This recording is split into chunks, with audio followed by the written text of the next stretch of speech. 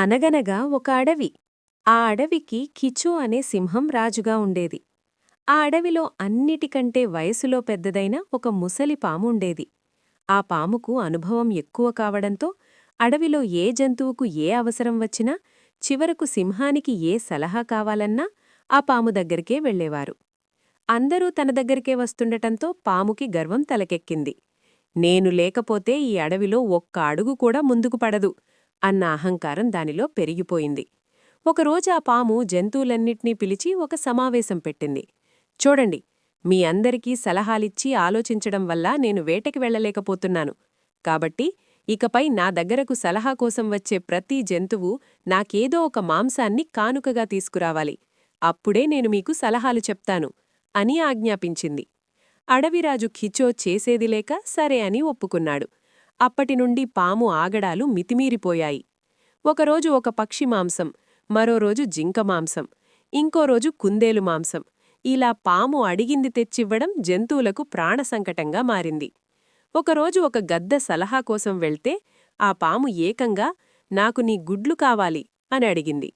గద్ద బాధతో వెళ్తుండగా దారిలో ఒక తెలివైన కోతి కలిసింది. గద్ద బాధను విన్న కోతి ఒక ఉపాయం చెప్పింది. కోతి మాట విని గద్ద తిరిగి పాము దగ్గరకు వెళ్ళి, ప్రభూ, నన్ను క్షమించండి, ఇప్పుడు పక్షులు గుడ్లు పెట్టే కాలం కాదు, మీకు ఇంకేదైనా కావాలంటే తెస్తాను అని చెప్పింది.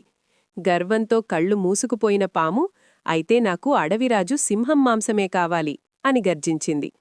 గద్ద ఆ విషయాన్ని కోతికి మరియు సింహానికి వివరించింది. అప్పుడు కోతి ఒక అద్భుతమైన ప్లాన్ వేసింది.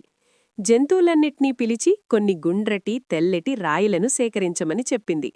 ఆ రాళ్లను తీసుకొని కోతి స్వయంగా పాము దగ్గరకు వెళ్ళి, ప్రభూ, గద్ద మిమ్మల్ని మోసం చేసింది, అది దాచిన గుడ్లను నేను దొంగిలించి తెచ్చాను, ఇవిగోండి అంటూ ఆ తెల్లటి రాళ్లను పాము ముందు ఉంచింది. ఆశతో ఉన్న పాము ఆ రాళ్లను గద్దగుడ్లు అనుకుని ఆకలితో ఒక్కొక్కటిగా మింగేసింది. కాసేపటికి ఆ రాళ్లు కడుపులో అరగక గట్టిగా తగుల్తుంటే పాము నొప్పితో విలవిలలాడిపోయింది. సరిగ్గా అదే సమయానికి కోతి చెప్పినట్లుగా సింహం అక్కడికొచ్చింది.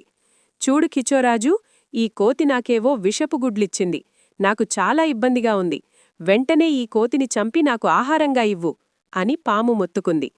అప్పుడు సింహం గర్జించి, ఓయ్ పాము, నీ గర్వం తలకెక్కి ఏకంగా నన్నే తినాలనుకున్నావు కదా, ఆ రాళ్ళు నీకు తగిన శాస్తి, ఇప్పుడే ఈ అడవి విడిచి వెళ్ళిపో అని ఆ పామును అడవి నుండి తరిమేసింది. పాము బాధతో అడవిని విడిచి వెళ్ళిపోగా అప్పటినుండి జంతువులన్నీ కోతి తెలివిని మెచ్చుకుంటూ సుఖంగా ఉన్నాయి. ఈ కథలోని నీతి ఏమిటంటే, ఎక్కువ పొగరు తలకెక్కితే మనకి మనమే గొప్ప అని అనుకుంటాము, కాని ఆ గర్వమే ఒకరోజు మన వినాశనానికి దారితీస్తుంది. విచక్షణ కోల్పోయిన గర్వం ఎప్పుడూ ప్రమాదకరమే.